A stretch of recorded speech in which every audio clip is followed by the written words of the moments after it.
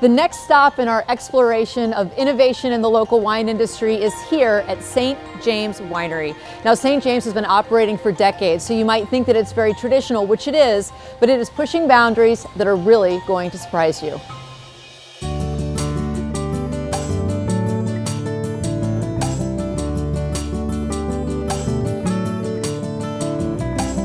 In 1970, there just wasn't a lot of technology in the industry. And in fact, there are less than 300 wineries in the United States. And so establishing a winery in the Midwest was a little bit crazy, but that's what my parents did. My parents just basically crushed the grapes and did the fermentation and bottled it. But now we're growing flavors in the vineyard and manipulating how our trellises work. And all throughout the process, we're assessing whether we can actually develop the flavors better. It's just more sophisticated now.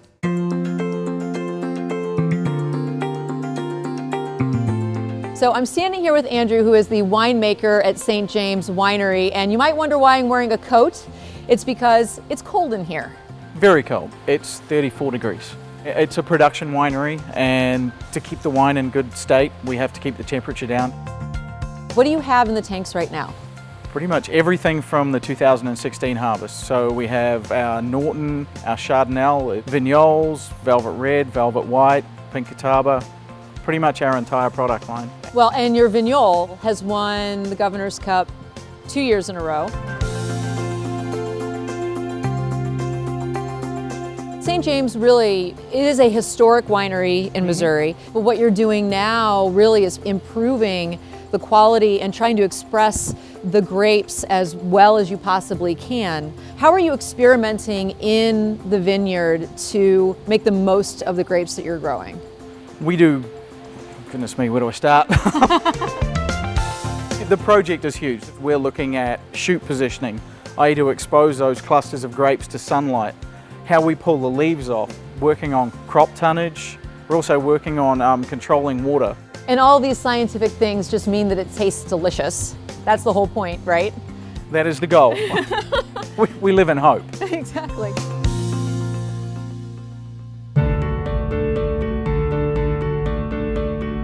I think there's just so much to flavor development that we don't know, and there's so many factors that impact it. And Andrew believes the same thing. And so for us, it's this exploring flavor development in this area of the country that really doesn't have any rules. So both of us and the people that we attract to work here are these unstructured problem-solving kind of, well, nerds. That's what we are, and it's just how we go about exploring those flavor developments that we enjoy together.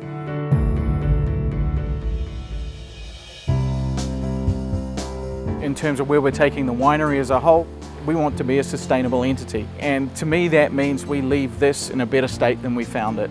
And, you know, the goal is for the future to help improve our community, help improve our vineyard, our soils, our farming environment.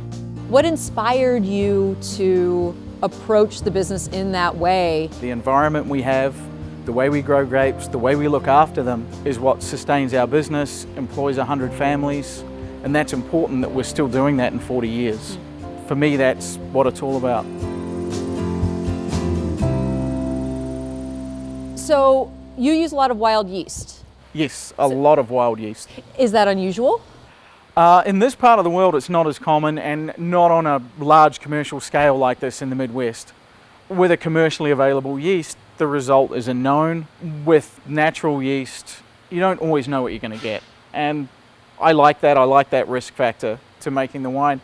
And we found historically it makes better wine here.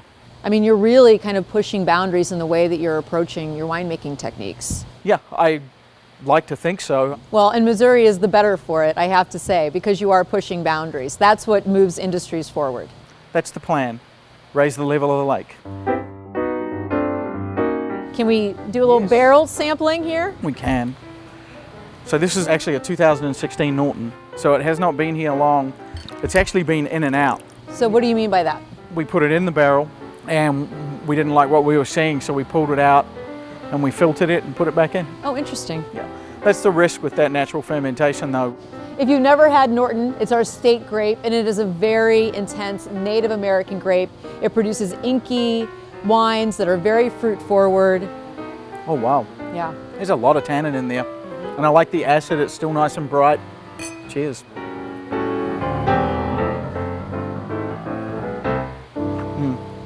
Yeah, that's good. Thank you. You're welcome. So one of our big beliefs is that we can always know more about the wines that we grow here. One of the things that we've done is we start thinking about fermentation from several different ways on how flavor is created in that process. So we've actually partnered up with a brewery. Brewers go at looking at fermentation differently than winemakers, and we think by looking at it differently, that's going to create new ideas for us and new ways that we look at flavor development.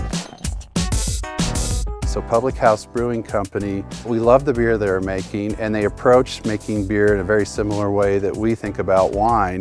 And so when we were ready for some addition to what we were doing here, we naturally thought of them.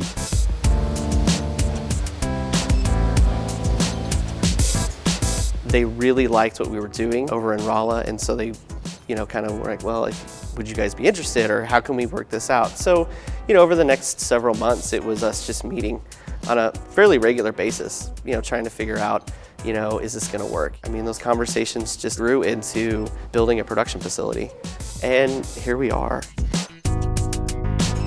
This beer that I'm drinking right now is a Traminette Hefeweizen. Yeah. It's delicious. Thank it's you. like, it's bright and it's tart. So is there actual Traminette juice in the beer? There is. So this is what happens when you put two very geeky guys in a room together. One that spent his entire life making wine and another who spent his entire life making beer.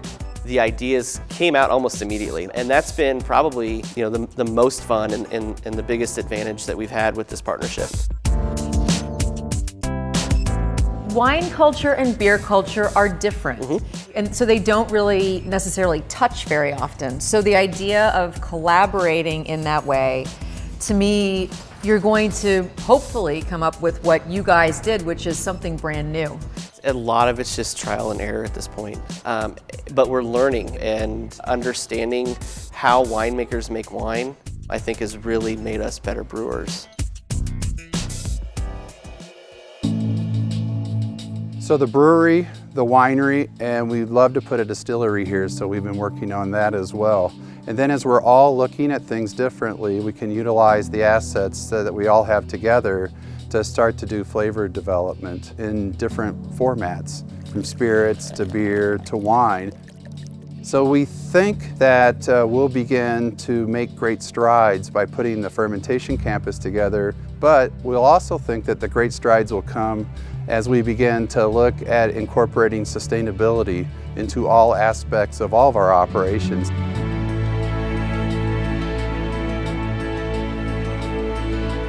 I think it goes beyond St. James and Public House.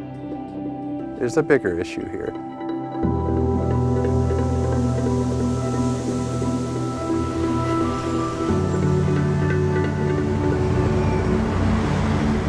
You have to have continual learning, and the only way to do that is to look at things a little differently.